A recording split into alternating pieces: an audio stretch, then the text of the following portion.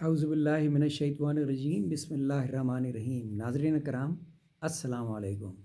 آج کی نشست میں انشاءاللہ سورہ الانعام کی آیات 91 سے لے کے 100 تک کی تلاوت، سید ابو العلا مودودی کے تفہیم القرآن سے ان آیات کا ترجمہ اور پھر انتہائی آسان اردو میں عمومی مفہوم پہ مبنی اپنا منظوم ترجمہ اور اس کا خلاصہ پیش کروں گا تاکہ تمام آیات آپ کو آسانی سے سمجھ میں آ جائے، کیونکہ بہت اہم آیات ہیں۔ وما قدر اللہ حق قدر ہی، اللہ تعالیٰ نے براہ راست کہہ دیا کہ اللہ کے قدر انہوں نے اس طرح نہیں کی جس طرح انہیں کرنی چاہیے تھی۔ یہ قوم یہود کے بارے میں کہہ رہے ہیں۔ اذ قالوا ما انزل اللہ علی بشر من شیء، قدر نہ کی یہود نے اللہ کی کبھی، کہتے ہیں نہیں کچھ بھی نازل کسی انسان پہ۔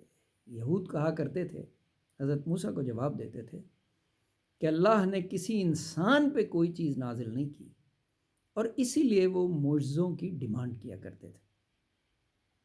اللہ تعالیٰ نے ان آیات میں صاف صاف فرما دیا کہ موسیٰ نور و ہدی، جاؤ پھر موسیٰ کی کتاب اور ان پہ جو نور اور ہدایت ہم نے جاری کی تھی وہ پھر کس نے کی تھی؟ اگر اللہ نے کسی انسان پہ کچھ نازل نہیں کیا تو موسیٰ پہ جو کتاب جس میں نور اور ہدایت تھی وہ پھر کس نے نازل کی تھی؟ پھر تم کیا اس کو کچھ ایسے علیحدہ کچھ تو مانا اور کچھ کو نہ مانا؟ یہ بہت اہم آیت ہے، بہت اہم حکم ہے۔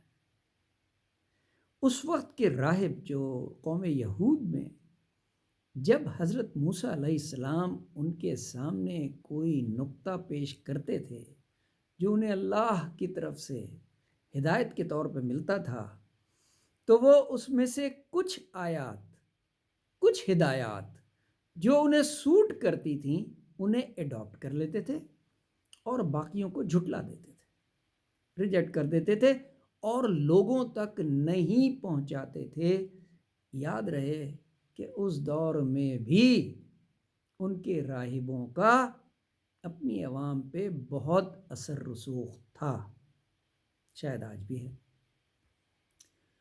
رب نے وہ سکھایا جو تم کو نہیں آتا تھا۔ اللہ تعالیٰ نے فرمایا کہ میں نے تم کو اور تمہارے آباء و اجداد کو وہ کچھ سکھایا جو تمہیں نہیں آتا تھا، تو پھر چھوڑ دو۔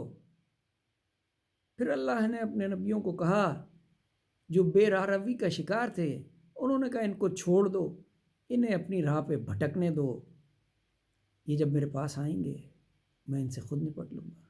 یہ بہت اہم آیت ہے۔ تو پھر چھوڑ دو ان کو، بھٹکے ہوئے ہیں، یہ کتاب ہے برکت والی، تصدیق کرتی ہے۔ پھر اللہ تعالیٰ نے قرآن حکیم کے بارے میں یہی بات کی، یہ برکت والی کتاب ہے اور پہلے کے تمام کتابوں کو، تمام نبیوں کو ریکگنائز کرتی ہے، ان کے واقعات اس کتاب میں پنہا ہیں، اس لیے سبق حاصل کرنے کے لیے یہ ایک آخری کتاب ہے۔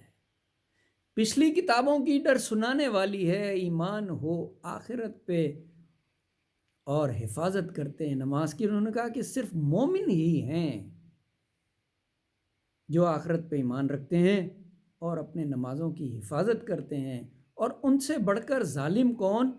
جو جھوٹا دعویٰ کرتے ہیں۔ دیکھو تو ذرا ان کو مشکل کی گھڑی میں جو آتی ہے ان پہ اعمال کے بدلے۔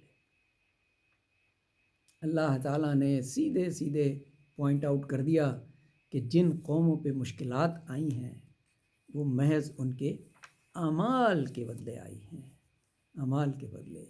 اور مومن کی جو خصوصیات اللہ تعالیٰ نے قرآن میں بیان کی، ان کے لیے اللہ تعالیٰ نے فرما دیا انہیں کوئی مشکل نہیں ہوگی۔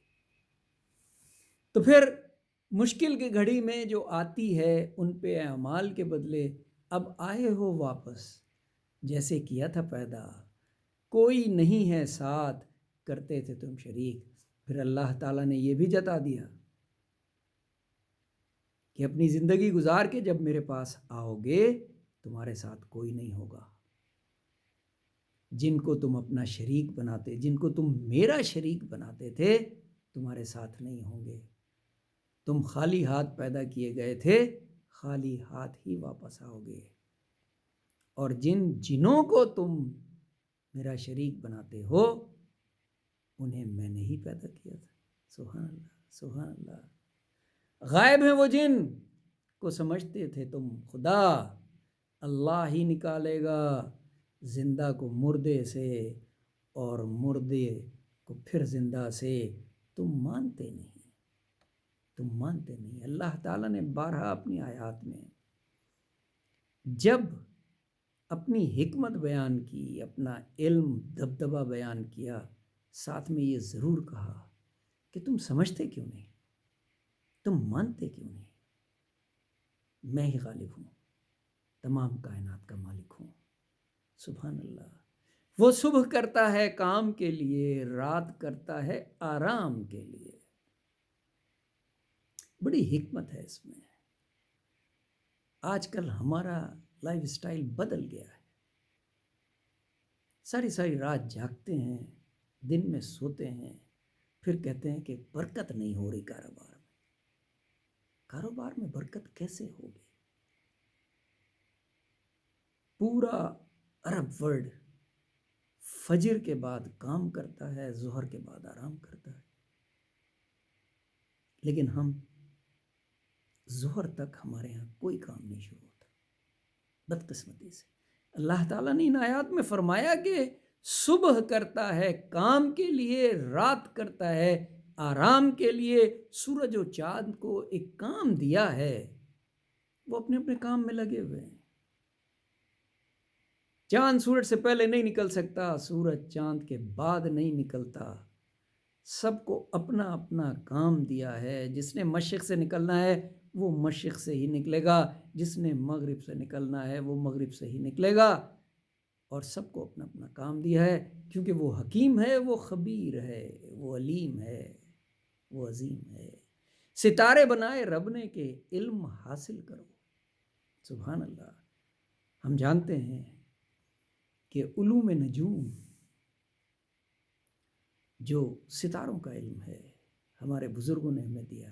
اس سے وہ راستے معلوم کیا کرتے تھے، اس سے دن اور رات کا تعین کرتے تھے، اس سے سفر کیا کرتے تھے. اس نے کیا پیدا ہر جاندار کو، دیکھو اس کی نشانیاں، سمجھو اس کے کمال کو. دیکھو اس کی نعمتیں، پانی کا برسنا دیکھو. سبحان اللہ، سبحان اللہ. پانی کا برسنا دیکھو، سبزی و پھل کا پکنا دیکھو. کچھ ایک ہیں، کچھ الگ. اقسام کا ذکر کیا اللہ تعالیٰ نے کہ جانور بھی اور پھلدار درخت بھی کچھ تو ایک جیسی فیملی کا، جیسے سٹرس فیملی ہے، اس طرح پھل دیتے ہیں. اسی طرح سبزیاں ہیں، کچھ ایک فیملی کی ہیں، کچھ دوسری فیملی کی ہیں. اور جو کراس بریڈ سے ہمیں پھل اور سبزی ملتی ہے وہ کچھ تو دونوں کی خصوصیات رکھتی ہیں اور کچھ صرف ایک کی خصوصیت رکھتی ہے. سبحان اللہ. یہ نشانیاں ہیں اس رب کی جو رحیم ہے، جو علیم ہے. پھر شریک کیا انہوں نے جنوں کو، رب نے ہی بنایا تھا جنوں کو. پھر باندھ دیے بیٹا بیٹی، وہ ہے پاک ان چیزوں سے. سبحان اللہ. اللہ تعالیٰ نے بار بار بتایا تمام گناہوں کو معاف کیا جا سکتا ہے، شرک معاف نہیں ہوگا. میرے ساتھ کسی کو کبھی شریک نہیں کرنا، کیونکہ میری کوئی اولاد نہیں ہے، نہ مجھے کسی نے پیدا کیا ہے،